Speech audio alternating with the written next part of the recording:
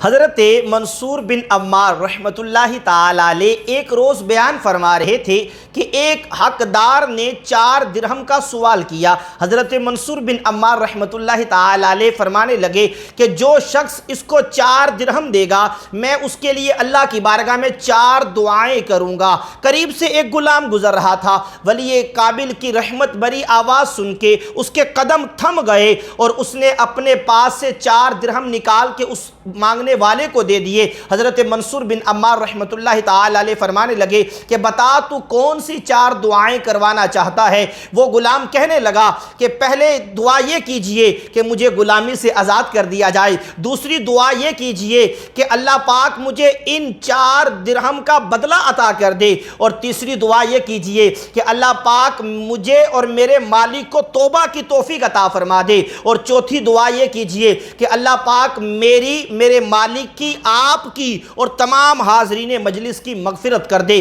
حضرت منصور بن عمار رحمۃ اللہ تعالی علیہ نے دعا کے لیے اللہ کی بارگاہ میں ہاتھ بلند کر دیے، دعا کی۔ وہ غلام وہاں سے چل دیا، اپنے مالک کے پاس پہنچا۔ جب تاخیر سے پہنچا، مالک نے تاخیر سے آنے کی وجہ پوچھی، اس نے سارا معاملہ کہہ دیا۔ مالک کہنے لگا بتا تو نے 4 دعائیں کون سی کروائی تھیں؟ کہتا ہے پہلی دعا یہ کروائی تھی کہ مجھے غلامی سے آزاد کر دیا جائے۔ مالک کی زبان سے بے ساختہ نکلا، جا تجھے غلامی سے آزاد کر دیا گیا۔ کہا بتا دوسری دعا کون سی کروائی تھی؟ کہا میں نے عرض کیا تھا کہ مجھے ان 4 دراہم کا بدلہ مل جائے۔ مالک کہنے لگا جا، میں نے تجھے ان 4 درہموں کے بدلے میں 400 درہم عطا کر دیے۔ مالک نے پوچھا بتا تیسری دعا کون سی کروائی تھی؟ کہا میں نے عرض کیا کہ مجھے اور میرے مالک کو توبہ کی توفیق نصیب ہو جائے۔ جب یہ سننا تھا تو مالک کی زبان سے بے ساختہ نکلا استغفر اللہ، کہ میں اپنے گناہوں سے اللہ کی بارگاہ میں توبہ کرتا ہوں۔ کہا بتا چوتھی دعا کون سی کروائی تھی؟